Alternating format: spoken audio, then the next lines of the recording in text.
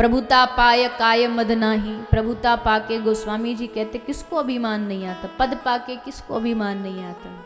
जब लोग दो चार आगे पीछे जी जी महाराज जी जी महाराज, अब मैं तो दूसरों का नहीं अपना ही कह सकती हूँ, दूसरे तो सब भैया विनम्र ही होते हैं, पर हम जैसे लोग अब दो चार लोग फोटो खींच लें, दो चार लोग आगे पीछे घूम जाएं और दो चार बड़ाई कर दें, बड़ी बड़ी अच्छी कथा करते हो, बड़ा बढ़िया कंठ है आपका, बस तो गुब्बारा फूल जाता मन में अभिमान का। अब तो हमसे आगे कोई नहीं, जो हैं सो ही हम हैं, पर हम ये भूल जाते हैं।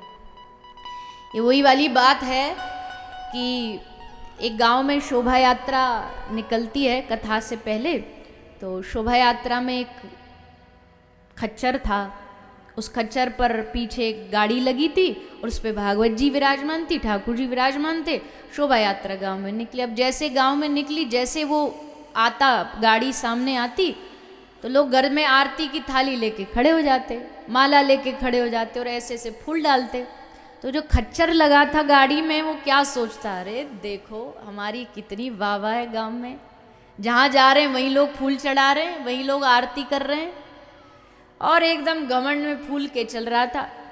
यात्रा विश्राम हुई और जैसे विश्राम हुई भागवत जी गाड़ी से नीचे उतारी गई। जैसे नीचे गाड़ी से उतरी, ठाकुर जी अलग हुए, भागवत जी अलग हुई, सोई मालिक ने लिया डंडा और खच्चर को दो चार मारे कि चल अब आगे। और जब डंडे पड़े तब उसको समझ आया कि ये जो सम्मान था ये हमारा नहीं था, हमारे ऊपर कोई बैठा था, ये सम्मान उसका था। वो हटा, वो गया, तो हमारी जो हैसियत है वो शून्य है, वो जीरो है। आज जो कुछ व्यक्ति को प्राप्त हो रहा है, चाहे वो सम्मान हो, चाहे नाम हो, चाहे आदर हो, क्यों प्राप्त हो रहा है? क्योंकि हृदय में ठाकुर जी आत्मा रूप में बैठे हैं। एक क्षण अगर ये आत्मा निकल जाए ना, इस शरीर की क्या वैल्यू होती है ये आप भी जानते हो। घर वाले भी कहने लगते हैं कि अब शरीर, इस बॉडी को जल्द से जल्द शमशान पहुंचाओ। और मैं हमेशा एक बात कहती हूँ, एक सेकंड से भी कम लगता है इस शरीर को नाम से बदलकर बॉडी बनने में। जब कोई आदमी मरने के बाद जब हॉस्पिटल से उसको एम्बुलेंस में लाते तो ये नहीं बोलते कि फलाना आ रहा है, क्या बोलते हैं? बॉडी आ रही। बॉडी कहाँ तक पहुंची, अब कहाँ पहुंच, मतलब एक क्षण में व्यक्ति क्या से क्या बन जाता। क्यों? क्योंकि भीतर जो परमात्मा वो चला गया। अब क्या वैल्यू रही शरीर की, जबकि हाथ वही है, आंख वही है। अगर करने वाला इंसान ही होता तो शरीर तो वही का वही है, अभी ना जला ना गड़ा, सब कुछ वही है।